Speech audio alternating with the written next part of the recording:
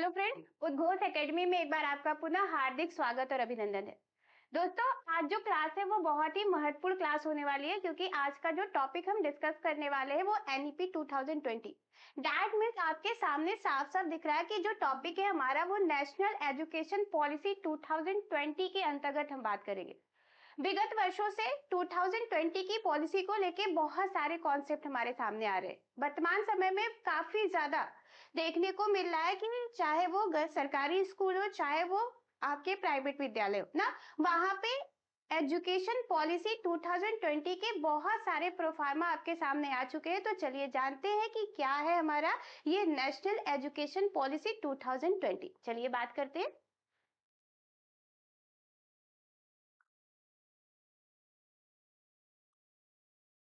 ठीक है, national education policy 2020 को समझने से पहले ना हमें पहले की राष्ट्रीय शिक्षा नीति को समझना होगा। और जब हम सबसे पहली राष्ट्रीय शिक्षा नीति के संदर्भ में बात करते हैं तो जो सबसे पहली राष्ट्रीय शिक्षा नीति आई थी वो श्रीमती इंदिरा गांधी जी के समय लाई गई।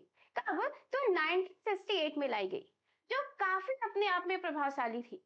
और प्रभावशाली हो भी क्यों ना दोस्तों, क्योंकि यदि वो आई है तो निश्चित तौर पे बहुत सारे रूल्स और रेगुलेशंस के साथ आई थी जो कि वाकई में बहुत सारी प्रभावशाली थी।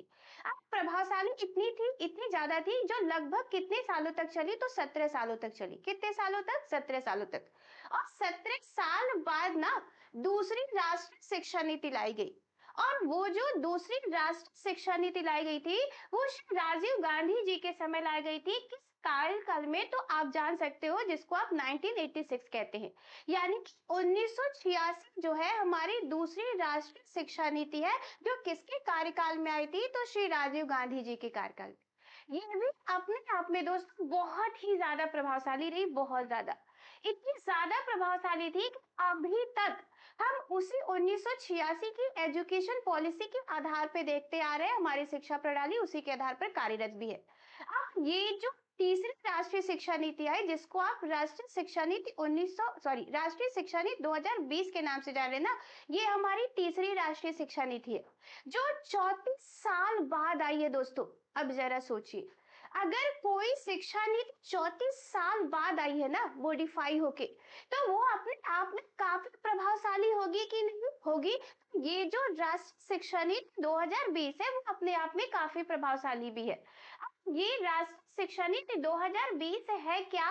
क्या इसमें प्रोफार्मा है? क्या हमें समझना है कि हमारे पेडागोजी यानी कि सीटेट के प्रश्न पत्र के अंतर्गत पूछा है और पूछे जाने की संभावना है, इन सब को लेके आज हम डिस्कस करने वाले हैं, समझेंगे।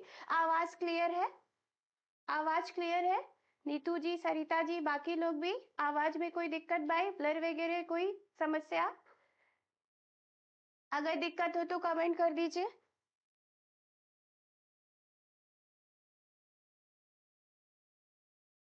कोई दिक्कत? ठीक है, बहुत बढ़िया जी। ठीक है, क्षमा जी, ठीक है, गुड इवनिंग जी, नीतू जी, ज्योति जी, गुड इवनिंग। ठीक है, ठीक है, बात करते हैं आगे। एजुकेशन पॉलिसी, या फिर ये कह दिया जाए नेशनल एजुकेशन पॉलिसी 2020 को लेके, जिसको हम शॉर्ट फॉर्म में एनईपी 2020 के नाम से जानते हैं। जी खुशबू जी, बहुत बहुत धन्यवाद जी। चलिए बात करते हैं। ठीक, अब 2020 अंतर्गत यदि बात किया जाए ना, हमने अभी कहा कि ये हमारी तीसरी राष्ट्रीय शिक्षा नीति है जो काफी प्रभावशाली है, बहुत ज्यादा प्रभावशाली है। यानी एनईपी 2020 जो है वो अपने आप में काफी प्रभावशाली राष्ट्रीय शिक्षा नीति के रूप में जानी जाएगी। और इसके संदर्भ में क्या हुआ, कैसे या इन सब को हम आज डिस्कस करेंगे।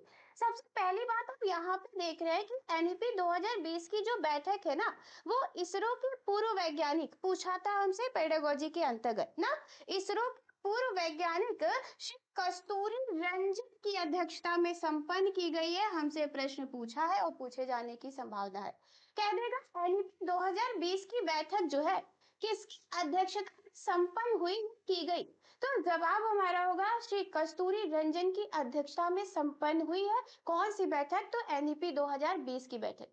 इसके अलावा एनईपी 2020 के संदर्भ में बात किया जाए तो एनईपी 2020 की घोषणा ना शिक्षा मंत्री श्री रमेश पोखरियाल निशंक के द्वारा किया गया है। प्रश्न पूछे जाने की संभावना है प्रबल तौर पे कि एनईपी 2020 की घोषणा किसके द्वारा किया गया है ना? एनईपी 2020 की जो घोषणा है वो शिक्षा मंत्री श्री रमेश पोखरियाल निशंक के द्वारा किया गया है। और कब किया गया है अगर दोस्तों पूछा तो जवाब होगा 29 जुलाई 2020 को किया गया था। महत्वपूर्ण है आपके लिए, आप इसको समझ के बैठेंगे, रट लीजिएगा भाई।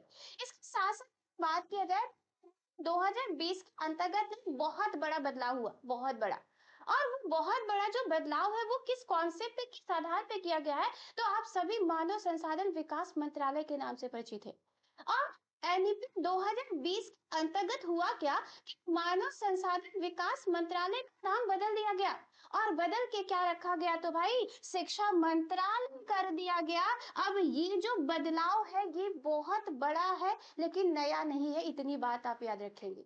क्योंकि 1986 पॉलिसी के अंतर्गत ये बदलाव हुआ था, जिसके अंतर्गत जो मानव संसाधन विकास मंत्रालय का नाम रखा गया था। ठीक है, बात क्लियर है यहाँ तक? खुशबू जी, रागनी जी, अनीता जी, ज्योति जी, नीतू जी, क्षमा जी, यहाँ तक बातें क्लियर है?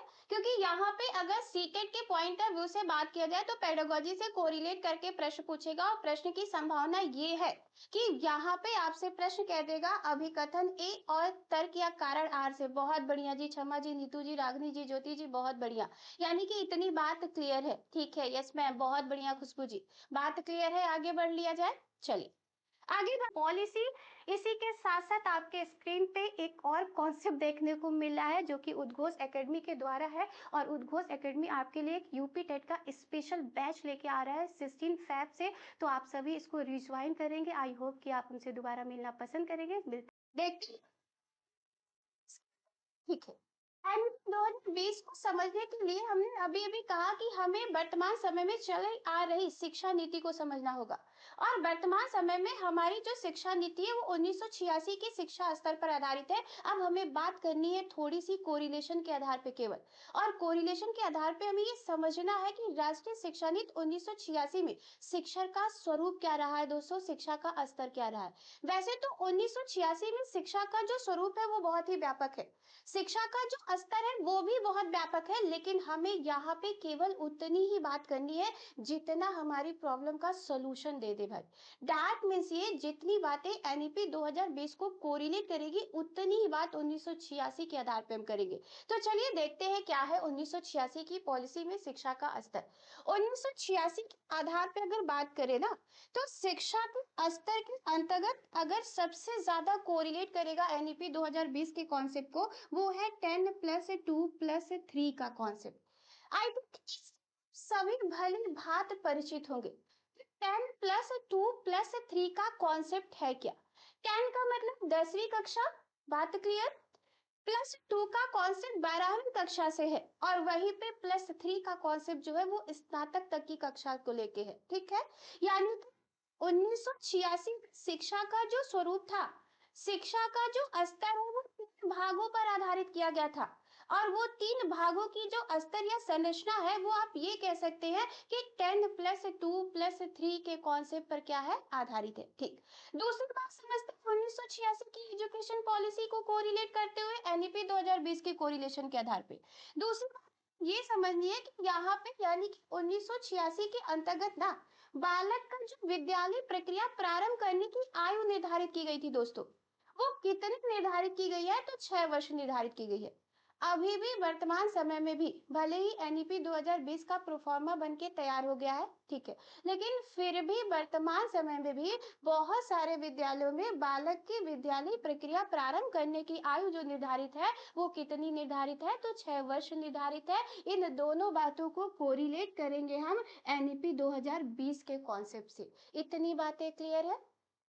क्लियर है? अगर ये बात क्लियर होगी तभी आगे की बात आप सभी को समझ में आएगी। रागनी जी, खुशबू जी, ज्योति जी, ठीक है, नीतू जी, और भी जितने लोग जुड़े हैं, क्षमा जी, बात यहाँ तक की क्लियर है? ठीक है, बहुत बढ़िया ज्योति जी। आइए बात करते, जो हमारा मुख्य मुद्दा है, जो मुख्य हमारी पॉलिसी एजुकेशन की जिसपे हम बात करने आए हैं, वो है हमारा क्या भाई, एनईपी 2020। यानी कि हमें समझना पड़ेगा कि राष्ट्रीय शिक्षा नीति 2020 में शिक्षा का स्तर क्या है।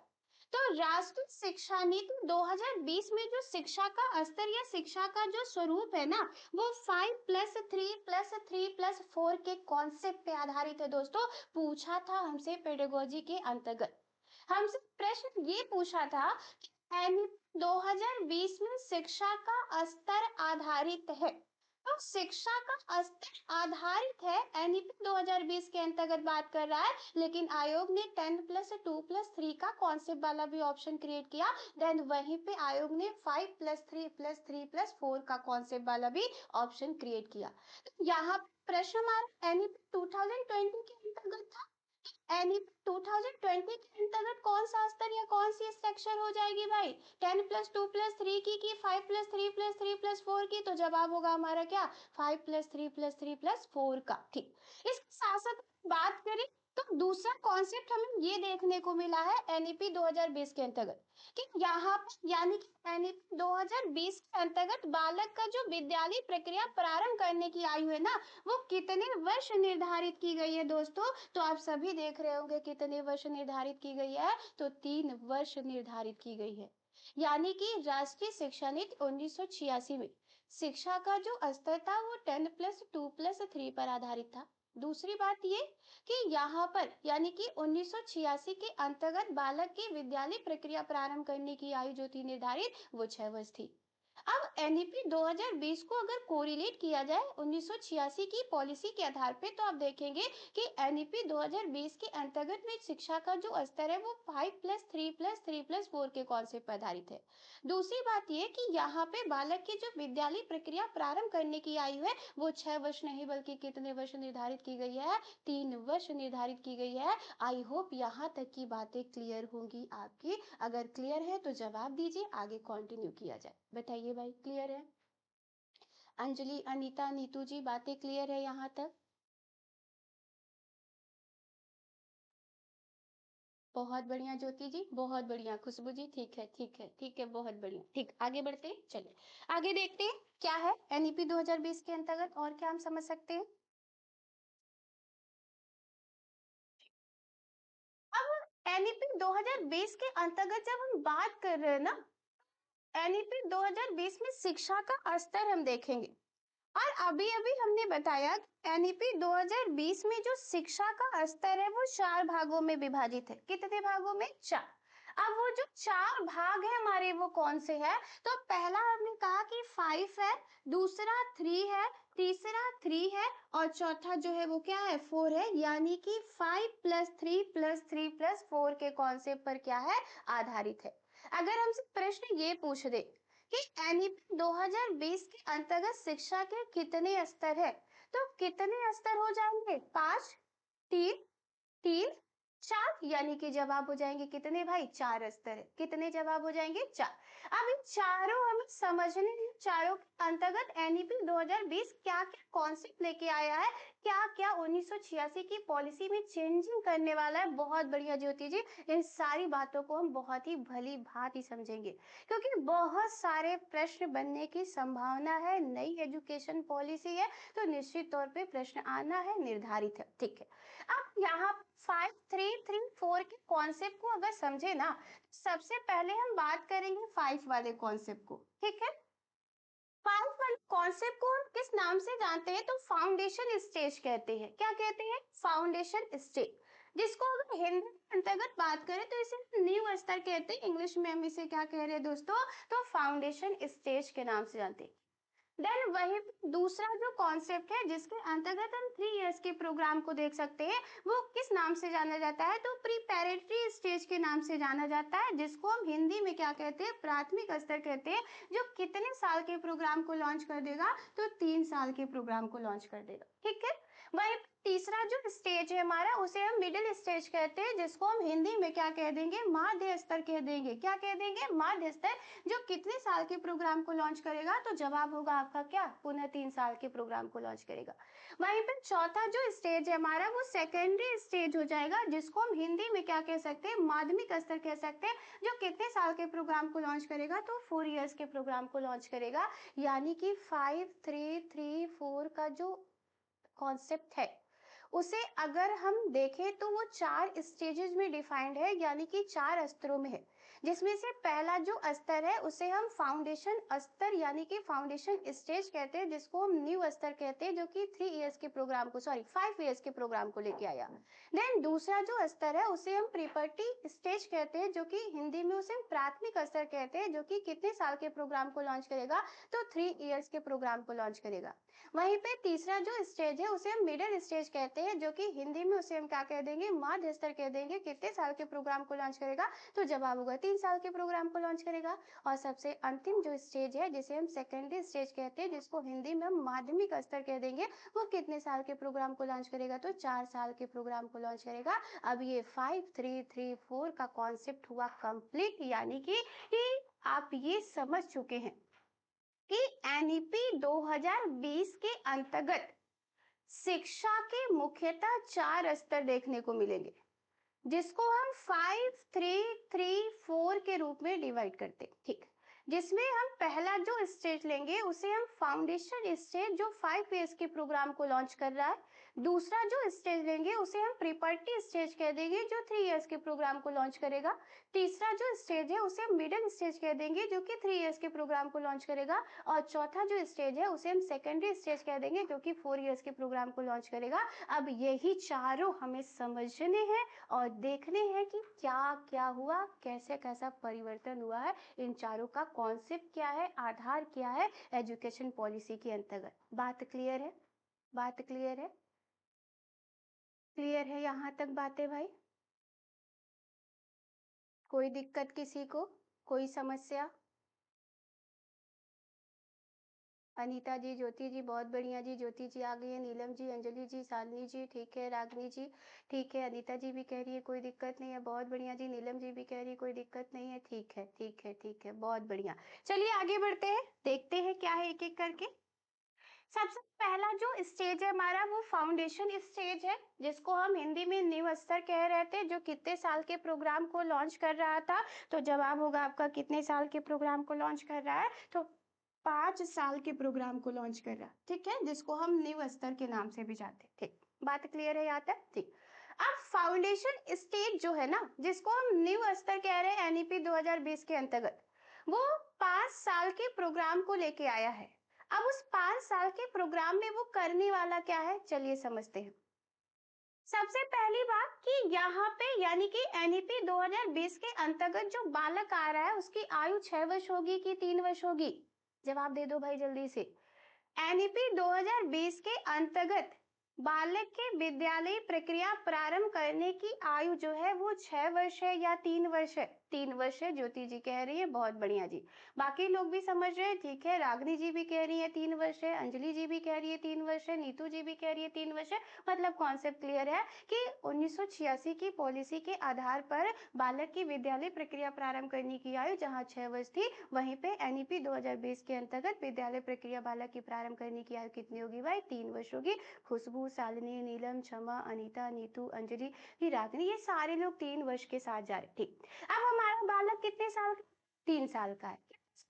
3 साल का एनईपी कह रही है कि बालक जब 3 साल का हो जाए तो विद्यालय प्रक्रिया क्या कर दिया जाए? प्रारंभ कर दिया जाए। यही कह रही कि जब बालक 3 साल का हो जाए तो आप उसकी विद्यालय प्रक्रिया क्या कर दे भाई? प्रारंभ कर दे। ठीक है, अब बालक जब 3 साल का हो गया तो विद्यालय प्रक्रिया जब प्रारंभ करेगा ना, वो किस स्टेज के अंतर्गत जाएगा? तो वो स्टेज हमारा कौन सा हो जाएगा? फाउंडेशन स्टेज हो जाएगा दोस्तों, जिसको हम हिंदी में नींव स्तर कह रहे हैं। ठीक, 3 साल जो कि 3 साल यानी कि 5 साल के प्रोग्राम के अंतर्गत जाएगा। जब ये 5 साल के प्रोग्राम के अंतर्गत जाएगा तो आप देख रहे हैं कि दो कॉन्सेप्ट यहाँ पे दिख रहा है, 3 इयर्स का और दूसरा 2 इयर्स का। अब ये जो 3 इयर्स है ना, उसके अंतर्गत कहा गया कि बालक को केवल और केवल खेलने कूदने नाचने गाने के लिए छोड़ दिया जाए। भाई बात क्लियर है कि केवल और केवल 3 साल के लिए बालक विद्यालय जाएगा, विद्यालय से आएगा, विद्यालय जाकर अपनी इच्छा अनुसार जो गतिविधि करना वो करेगा,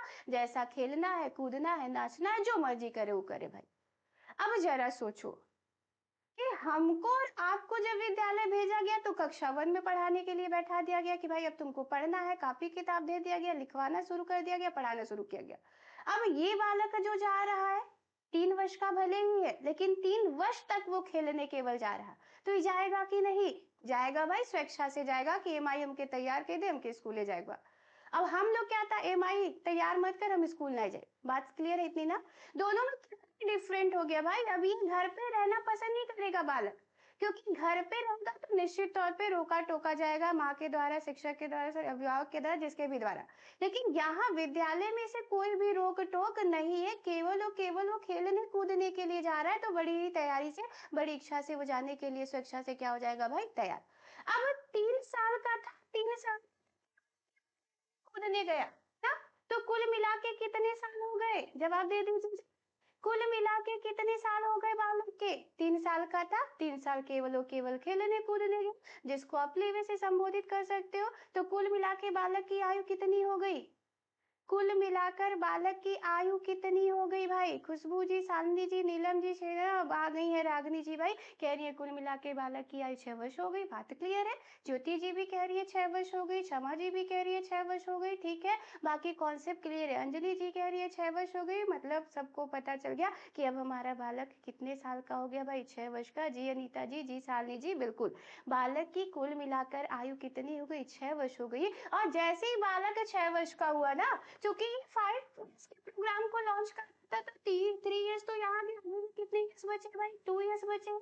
अभी भी कितने इयर्स बचे हैं इस प्रोग्राम के अंतर्गत? 2 इयर्स बचे हैं। तो उस 2 इयर्स में क्या कहा गया कि वह क्लास 1 में चला जाएगा और क्लास 2 में चला जाएगा। जाएगा कि नहीं?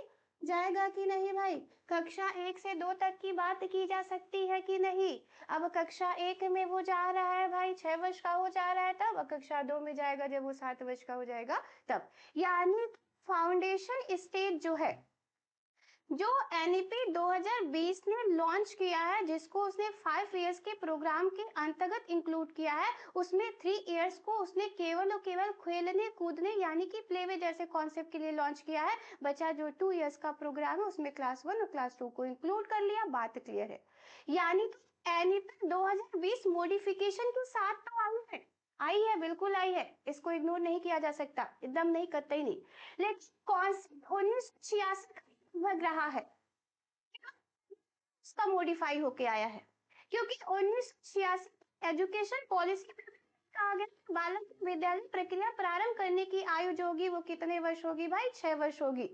यानी कि कक्षा 1 में बालक तभी जाएगा जब वो 6 वर्ष का हो जाएगा। और लगभग वही बात यहाँ पे एनईपी 2020 में भी देखने को मिल रही है कि क्लास 1 में दाखिला बालक की तभी हो रही है जब वो 6 वर्ष कंप्लीट कर रहा। बात क्लियर है? तो हमसे रिसेंटली सीट के अंतर्गत प्रश्न पूछा था, वो प्रश्न कुछ इस प्रकार से था। प्रश्न हमसे पूछा था कि एनईपी 2020 के अंतर्गत ना न्यू स्तर में किन कक्षाओं को सम्मिलित किया गया है? अब न्यू स्तर किन कक्षाओं को सम्मिलित किया गया है? हमारे ऑप्शन में जो दिया था वो कक्षा 1 से लेकर 2 दिया था। क्या कक्षा 1 से 2 तक के संदर्भ में जब एनईपी 2020 बात करेगी तो वो न्यू स्तर के अंतर्गत जाएगा कि नहीं? यस या नो भाई, जाएगा कि नहीं? जवाब दे दो, जल्दी से आगे बढ़ लिया जाए। जाएगा कि नहीं?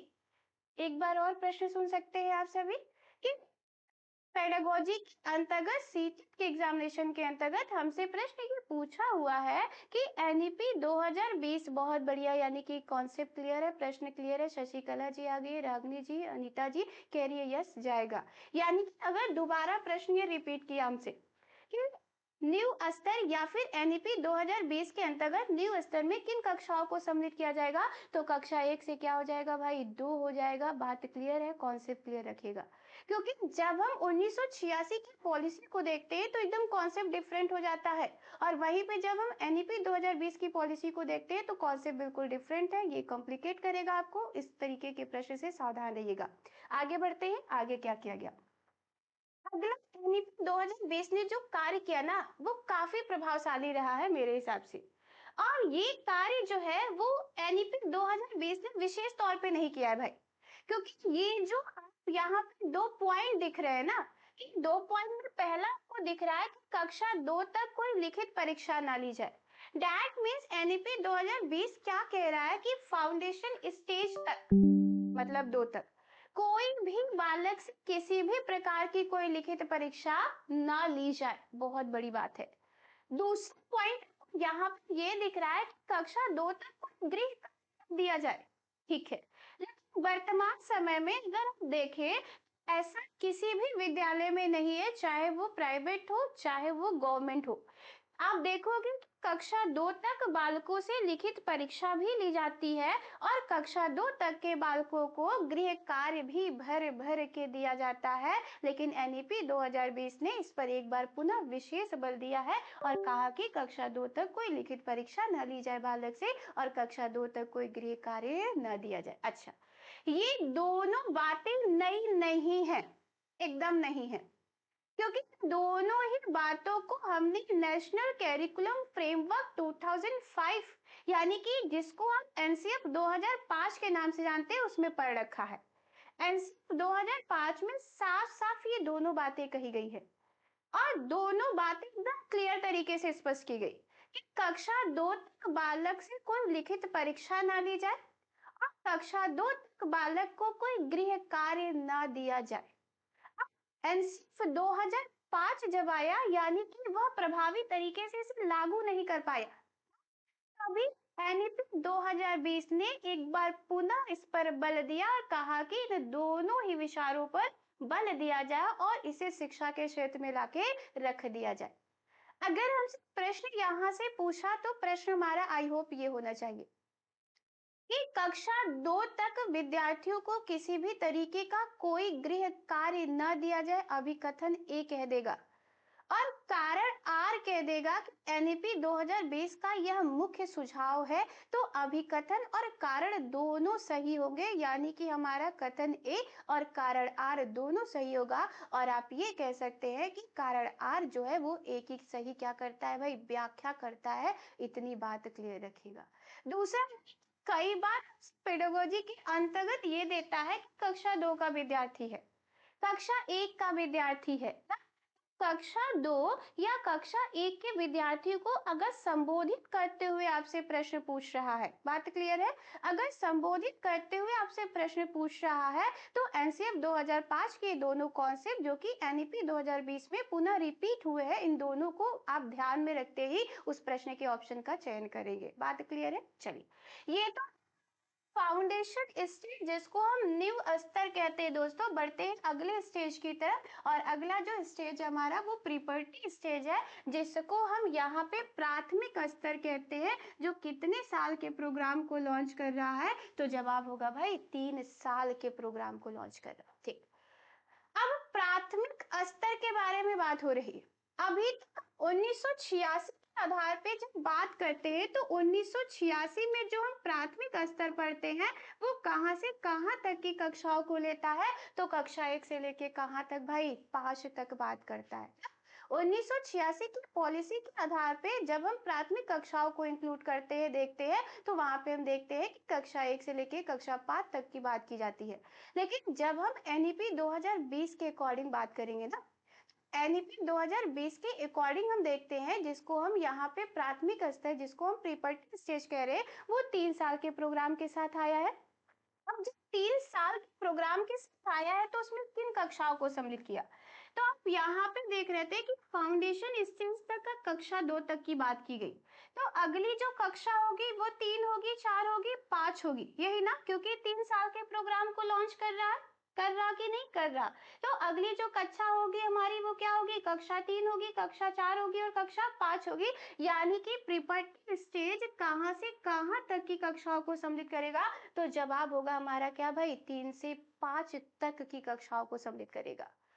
कॉम्प्लिकेशन है, कॉम्प्लिकेट किया है, आयोग ने पूछा है सीटेट के एग्जामिनेशन में प्रश्न। अगर 1986 के आधार पर बात करता है, कहता है प्राथमिक कक्षाओं में या प्राथमिक स्तर पर किन कक्षाओं को सम्मिलित किया गया है, 1986 के आधार पर बात कर रहा है, तो प्राथमिक स्तर पर किन कक्षाओं को सम्मिलित किया गया है, तो 1 से लेकर 5 तक जवाब होगा। लेकिन अगर वही प्रश्न ये कह रहा है जैसा कि पूछा था आयोग ने कि एनईपी 2020 के अंतर्गत, किसके अंतर्गत, एनईपी 2020 के अंतर्गत प्राथमिक स्तर पर किन कक्षाओं को सम्मिलित किया गया है, तो प्राथमिक स्तर पर किन कक्षाओं को, तो जवाब होगा हमारा 3 से लेकर किन कक्षाओं तक दोस्तों, तो 5 तक की कक्षाओं को। ऑप्शन में हमारा पहला जो ऑप्शन आयोग देगा वो 1 to 5 देगा, एकदम क्लियर है। ऐसा किया भी था कि पहला जो ऑप्शन क्रिएट करेगा आयोग 1 टू 5 करेगा, दूसरा ऑप्शन क्रिएट करेगा 1 टू 2 और तीसरा ऑप्शन क्रिएट किया था उसने 3 टू 5। तो एनईपी 2020 के अंतर्गत प्राथमिक स्तर पर 3 टू 5 यानी कि 3 से 5 तक की कक्षाओं को सम्मिलित किया गया है। कॉन्सेप्ट क्लियर रखिएगा। ठीक, अब 3 से 5 कॉन्सेप्ट में क्या लेके आया है एनईपी 2020? ठीक है, सबसे पहली बात इसने कहा कि प्राथमिक स्तर पर जो शिक्षा का माध्यम होगा ना, वो केवल और केवल किसमें हो भाई? मातृभाषा में हो। बहुत अच्छी बात थी। अब ये बात आपने पहले भी सुनी है। कहाँ पे? तो एनसीएफ 2005 में। यानी कि एनसीएफ 2005 में प्रभावी तरीके से वो लागू नहीं हुआ, नहीं किया जा सका वास्तविक तरीके से। तो एक बार पुनः एनईपी 2020 ने इस पर बल दिया, ठीक, कि शिक्षा का माध्यम प्राथमिक स्तर पर कैसा होना चाहिए? तो मातृभाषा होना चाहिए। पूछता है हमसे पेडागोजी के अंतर्गत। प्रश्न कहता है कक्षा 1, कक्षा 2, कक्षा 3, कक्षा 4, कक्षा 5 तक की बात करता है। कहता है कि शिक्षा का माध्यम कैसा होना चाहिए? तो शिक्षा का माध्यम केवल और केवल कैसा होना चाहिए? मातृभाषा पर आधारित होनी चाहिए। कॉन्सेप्ट क्लियर, ठीक। दूसरी, इस प्रीपर्पस क्या प्राथमिक स्तर पर ना समस्त विषयों का तो अध्ययन कराया ही कराया जाएगा, साथ ही साथ विद्यालय परिसर में होने वाली अन्य गतिविधियों, अन्य क्रियाकलापों को भी सम्मिलित किया जाए। बहुत अच्छी बात थी, क्योंकि 1986 की पॉलिसी के आधार पे ऐसी गतिविधियों, ऐसे क्रियाकलापों को सम्मिलित करने की बात नहीं कही गई थी। कहाँ पे? तो प्राथमिक स्तर पर। लेकिन यहाँ पे एनईपी 2020 ने कहा कि प्राथमिक स्तर पर ही पठन पाठन के अलावा अन्य गतिविधियों को भी सम्मिलित कर दिया जाए। बहुत अच्छी, बहुत प्रभावशाली बात थी। अगर इसको दूसरे शब्दों में डिफाइन करें तो कह सकते हैं कि एनईपी 2020 के अंतर्गत ना शैक्षिक क्रियाओं के साथ साथ सह शैक्षिक क्रियाओं को भी सम्मिलित करने पर क्या दिया गया है? बल दिया गया है। वो भी किस स्तर पर? तो प्राथमिक स्तर पर। बहुत जबरदस्त बात लगी पर्टिकुलर हमें, ठीक। अगला, अगला यहाँ से यानी कि प्राथमिक स्तर से यानी कि कक्षा 3 से भाई ना लिखित परीक्षा प्रणाली का प्रारंभ कर दिया जाए। अब जरा सोचो, नाबालक कक्षा 1 में लिखित परीक्षा देगा, नाबालक कक्षा 2 में लिखित परीक्षा देगा। कितना मस्त मौला बालक है एकदम ना, कितना स्वतंत्र है।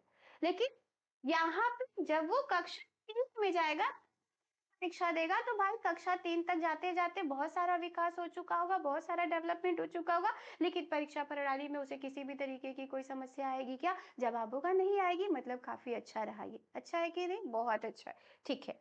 आगे बात, अगले स्टेज को देखते हैं। अगला यानी तीसरा स्टेज है ना एनईपी 2020 के अंतर्गत, उसे हम मिडिल स्टेज कहते हैं, यानी कि इसे हम माध्य स्तर कह सकते हैं। जो कितने साल के प्रोग्राम को लॉन्च कर रहा है? तो 3 साल के प्रोग्राम को ये भी लॉन्च करके आया, ठीक। अब इस 3 साल के प्रोग्राम के अंतर्गत वो किन किन कक्षाओं को सम्मिलित करेगा? तो अभी अभी हमने देखा बात प्रीपर्टी स्टेज तक कहाँ से कहाँ तक कक्षाओं को सम्मिलित किया गया था, तो 3 से लेके 5 तक की कक्षाओं को सम्मिलित किया गया था।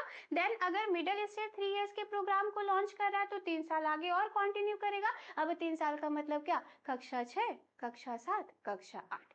यानी मिडिल स्टेज है जिसको आप माध्य स्तर कह रहे हिंदी में, 3 साल के प्रोग्राम को लॉन्च कर रहा है। उस 3 साल के प्रोग्राम के अंतर्गत वो किन कक्षाओं को सम्मिलित करेगा? तो जवाब आपका होगा कि कक्षा 6 से लेके 8 तक की कक्षाओं को सम्मिलित करेगा। किस स्तर पर? तो मिडिल स्टेज पर, यानी कि माध्य स्तर पर। बात क्लियर है, ठीक। अब इस माध्य स्तर पर एनईपी 2020 क्या क्या करने वाला है इसको समझते हैं। सबसे पहली बात, लिखित परीक्षा प्रणाली तो यहाँ होगी क्योंकि वो कक्षा 3 से ही प्रारंभ हो गई है, या फिर ये कह दिया जाए कि प्राथमिक स्तर से ही प्रारंभ हो गई, ठीक। दूसरी बात ये कि यहाँ पे शैक्षिक क्रिया भी होगी और सशैक्षिक क्रिया पर भी बल दिया गया है, ठीक। क्यों? क्योंकि दोनों ही कॉन्सेप्ट हमारे एनईपी 2020 के अकॉर्डिंग जो है ना, वो प्रीपर्टी स्टेज से ही स्टार्ट हो गई, यानी कि प्राथमिक स्तर से स्टार्ट हो गई। तो यहाँ पे भी ये दोनों बातें पाई जाएंगी। इसके अलावा क्या है यहाँ पे? अलावा यहाँ पे ये है, समस्त विषयों के अध्ययन के साथ साथ ना कंप्यूटर जैसे विषय पर बल देगा। अब 1986 की पॉलिसी में कक्षा 6 से कौन कंप्यूटर पढ़ा है भाई? हम तो नहीं पढ़े हैं, आई थिंक आप भी नहीं पढ़े होंगे, एकदम नहीं पढ़े होंगे। हमें कंप्यूटर का कब पता चला होगा, जब हम 12th पास कर लिए होंगे तब। एकदम व्यवहारिक तरीके से यही सत्य है, ठीक है।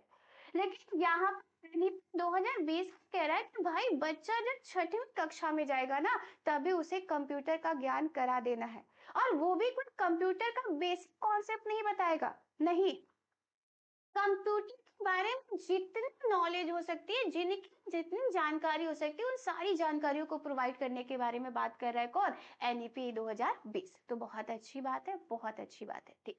दूसरा ये कि कक्षा 6 से ही ना प्रत्येक बालक, कहा गया कि किसी ना किसी एक व्यवसायिक विषय को पढ़ेगा। क्या बात है, एकदम बढ़िया। हम आप क्यों नहीं जा पा रहे हैं, क्यों नहीं कर पा रहे, क्योंकि हमारे पास कोई व्यवसायिक शिक्षा नहीं है, कि है नहीं है भाई, बिल्कुल नहीं है, नहीं। लेकिन ये जो बालक है ना, जिसको एनईपी 2020 ला रही है, अगर वो उस तरीके से तैयार हो गया प्रोफार्मा और वो ला दी, तो होगा क्या कि कक्षा 6 से ही बालक किसी न किसी व्यवसाय से जुड़ जाएगा। अब वो व्यवसाय कुछ भी हो सकता है, उसकी रुचि, क्षमता, योग्यता के आधार पे हो सकता है। बालक मत्स्य पालन करना चाहता हो, यानी कि मछलियों का पालन करना चाहते हो, तो भाई लो सीख लो। हो सकता है बालक जो है कृषि की तरफ जाना चाहता हो, भाई कृषि कर लो। हो सकता है बालक है कुछ भी बनना चाहता हो, कुछ भी हो, तो इंजीनियर बनना चाहता हो भाई, वकील बनना चाहता हो, डॉक्टर बनना, जितना जना जो करना चाहता है वो उस व्यवसाय से कोरिलेट हो जाएगा। तो ये सबसे अच्छी बात रही है एनईपी 2020 की, किस स्तर पर, तो माध्य स्तर पर, जिसको मिडिल स्टेज कह रहे हैं, जो कितने साल के प्रोग्राम को लॉन्च कर रहा है, तो 3 साल के प्रोग्राम। यानी समस्त विषयों के अध्ययन के साथ साथ कंप्यूटर विषय और कंप्यूटर विषय के ज्ञान के साथ साथ व्यवसायिक विषय पर भी बल देने आया है कौन भाई, तो नेशनल एजुकेशन पॉलिसी 2020, जिसको हम एनईपी 2020 के नाम से जानते हैं। बहुत जबरदस्त कॉन्सेप्ट लगा हमें मिडिल स्टेज पे, ठीक। दूसरी बात ये, अनुसूची याद आ गया होगा सबको। आठवीं अनुसूची के अंतर्गत आने वाली जो 22 भाषाएं है ना, उन 22 भाषाओं पर बल देने की बात कर रहा है एनईपी 2020 स्तर पर, तो माध्य स्तर पर ही दोस्तों, यानी कि कक्षा 6 से ही, कक्षा 6 से ही एनईपी 2020 इस बात पर बल दे रहा है कि प्रत्येक बालक, रुकेंगे, हाँ है, कौन सी बुक,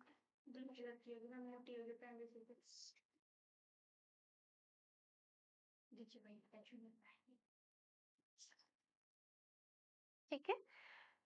हाँ, आठवीं अनुसूची के अंतर्गत आने वाली 22 भाषाओं के संदर्भ में बात कर रहा है माध्य स्तर पर एनईपी 2020, और कह रहा है कि प्रत्येक बालक को प्रत्येक भाषा के अध्ययन पर बल देना होगा। डैट मीन्स ये कि बहुभाषिता के कॉन्सेप्ट पर बल देने आया है कौन, एनईपी 2020। ये बात भी नई नहीं है, लेकिन हाँ, जल्दी इतनी मिडिल स्टेज के अंतर्गत वो बात करेगा, ये बात नहीं है, क्योंकि एनसीएफ 2005 में भी ये बात कही गई है कि बहुभाषिता को संसाधन के रूप में लिया जाए, बहुभाषिता पर बल दिया जाए, और वही बात यहाँ पे एनईपी 2020 के अंतर्गत भी कहा गया।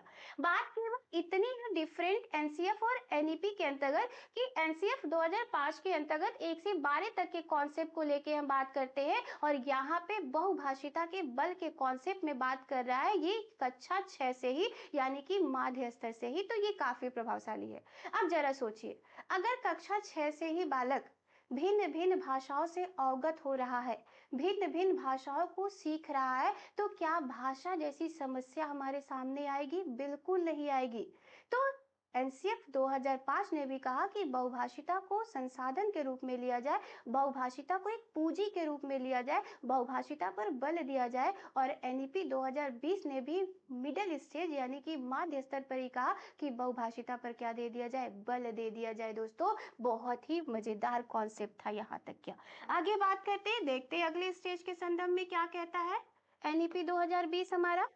अगले स्टेज को अगर देखें, तो अगले स्टेज को हम किस नाम से जानते हैं, तो सेकेंडरी स्टेज के नाम से जानते हैं, जिसको हम माध्यमिक स्तर कहते हैं। ये कितने साल के प्रोग्राम को लॉन्च कर रहा है, तो 4 इयर्स के प्रोग्राम को लॉन्च कर रहा है, यानी कि 4 साल के प्रोग्राम को, ठीक।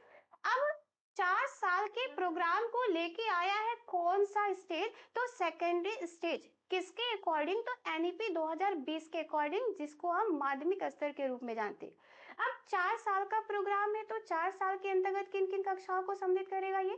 तो सबसे पहली बात कि कक्षा 9 आ जाएगा, इसमें 10 आ जाएगा, 11 आ जाएगा और 12 आ जाएगा। डार्ट मीन्स ये कि सेकेंडरी स्टेज के अंतर्गत, जिसको एनईपी 2020 हिंदी में माध्यमिक स्तर कह रहा है, जिसके अंतर्गत वो 4 इयर्स के प्रोग्राम को लॉन्च कर रहा है, वो किन कक्षाओं को इंक्लूड करेगा? तो जवाब आपका होगा कक्षा 9 से लेके कहाँ तक दोस्तों? 12 तक। ठीक, अब कक्षा 9 से 12 तक कॉन्सेप्ट में क्या परिवर्तन करने वाला है एनईपी, ये जानते हैं, ये समझते हैं। सबसे पहला जो परिवर्तन देखने को मिलेगा ना, वो ये होगा, सेकेंडरी स्टेज के अंतर्गत यानी कि माध्यमिक स्तर के अंतर्गत कक्षा 9 से ही किसी भी प्रकार का कोई विषय वर्ग नहीं होगा। बहुत बड़ी बात है भाई। अब कोई विषय वर्ग नहीं होगा का मतलब ये है कि ना साइंस स्ट्रीम होने वाला है, ना आर्ट स्ट्रीम होने वाला है। अब ना साइंस स्ट्रीम होगा तो ना ही आर्ट स्ट्रीम होगा। दैट मीन्स बालक एकदम स्वतंत्र है।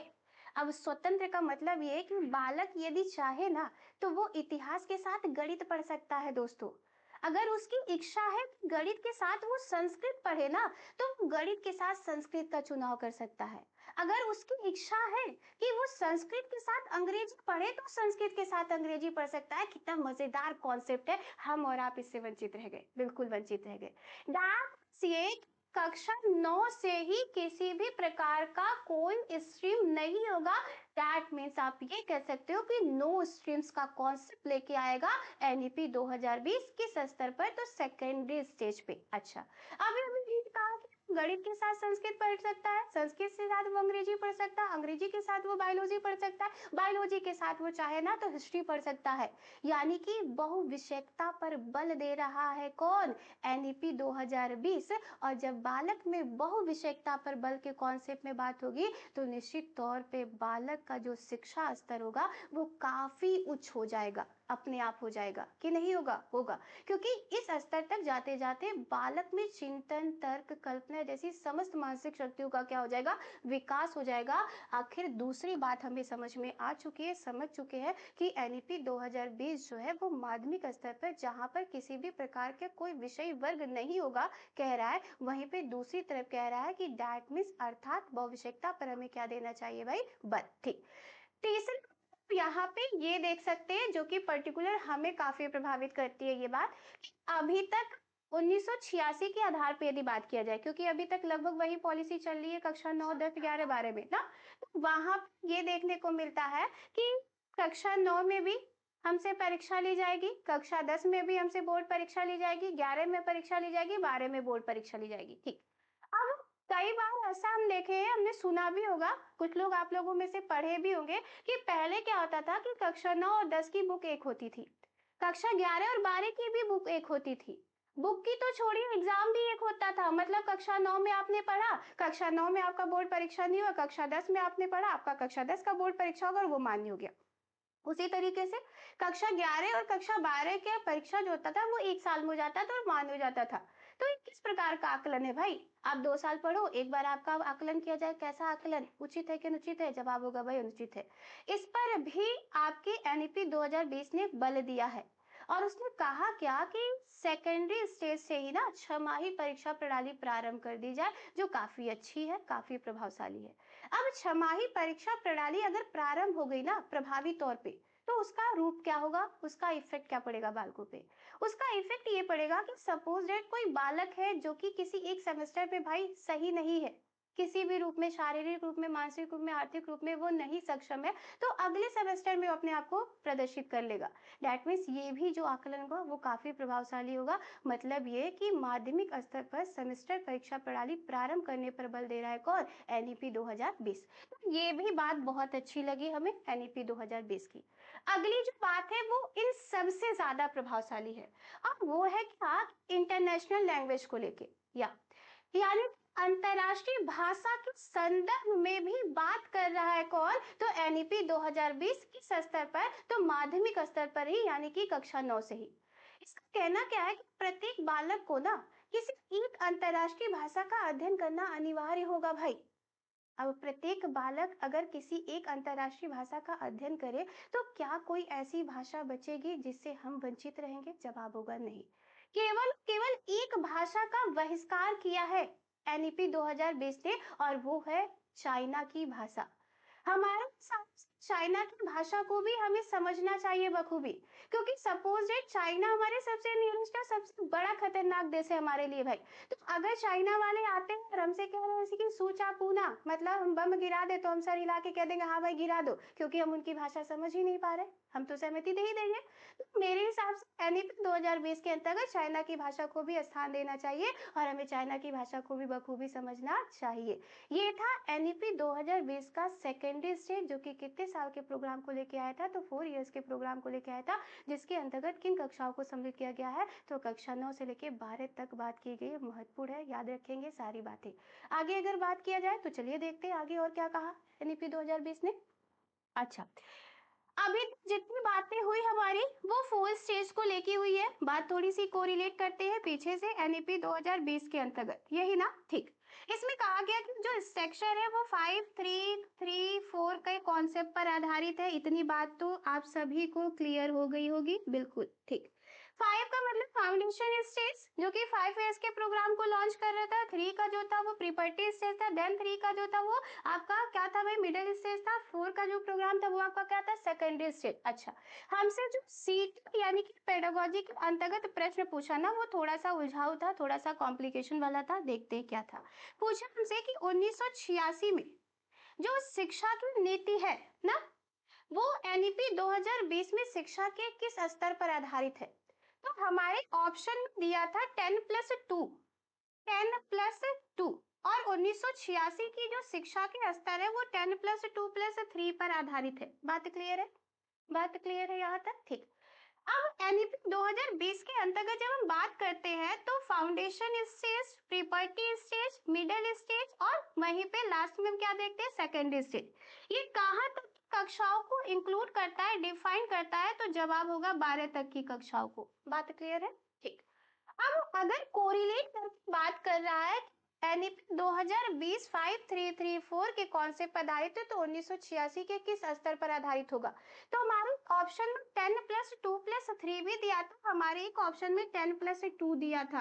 तो जरा जवाब दे दीजिए कि कोरिलेशन के आधार पे एनईपी 2020 जो है वो 10+2+3 के कॉन्सेप्ट पर आधारित होगा कि केवल और केवल 10+2 के कॉन्सेप्ट पर आधारित होगा? भाई जल्दी से आ जाइए। ज्योति जी, अनीता जी, रागनी जी, शशि जी, ठीक है। अनीता जी, शालिनी जी, ठीक है, बहुत बढ़िया जी। ज्योति जी एक्टिव है, काफी दे रही है जवाब। 10+2 पर आधारित होगा, मतलब बात क्लियर है।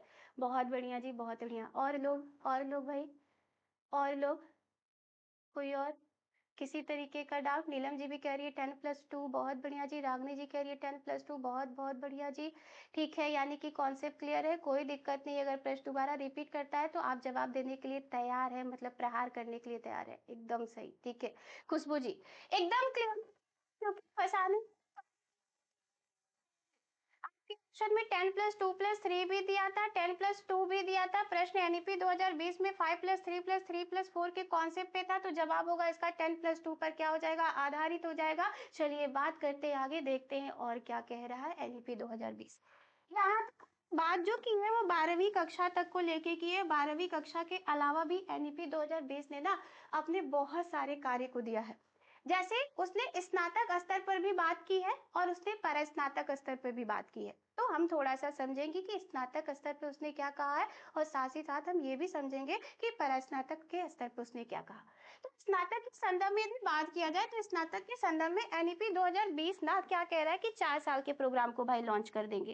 अब इस 4 साल के प्रोग्राम को वो लॉन्च जो कर रहा है ना, उसे एक शब्द में डिफाइन करना हो तो उसे हम इंटीग्रेटेड कोर्स कहते हैं, शायद आपने सुना हो। इंटीग्रेटेड कोर्स वर्तमान समय में बहुत सारे विद्यालयों में, या फिर ये कह दिया जाए बहुत सारे यूनिवर्सिटीज में लागू कर दिया गया है। आपने देखा होगा कि 12th के बाद यदि कोई कैंडिडेट बीएड करना चाहता है तो वो 4 साल के प्रोग्राम के अंतर्गत जा सकता है। अब वो 12th भी कर लेगा भाई, उसके साथ साथ वो ग्रेजुएशन भी कर लेगा, उसके साथ साथ वो अपना बीएड भी क्या कर लेगा? कंप्लीट कर लेगा। और इस तरीके की प्रक्रिया को एनईपी 2020 इंटीग्रेटेड कोर्स के नाम से जानता है, ठीक है।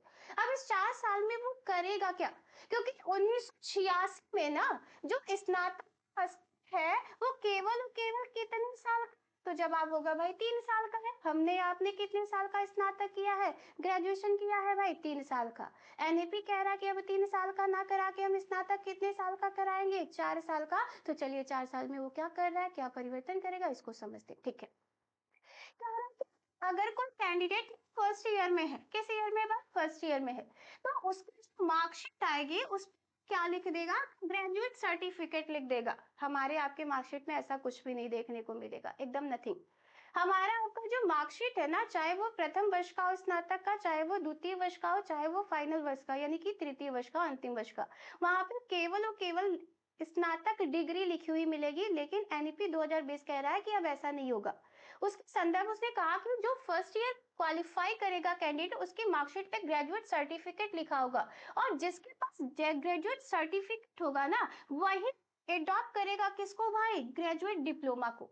यानी कि जो फर्स्ट ईयर क्वालिफाई कर रहा है उसकी मार्कशीट पे ग्रेजुएट सर्टिफिकेट लिखा होगा, और वो कैंडिडेट सेकंड ईयर में जाएगा, और जो सेकंड ईयर में यानी कि ग्रेजुएट सर्टिफिकेट जिसके पास होगा वही कौन सा डिग्री एडॉप्ट करेगा, तो जवाब होगा ग्रेजुएट डिप्लोमा।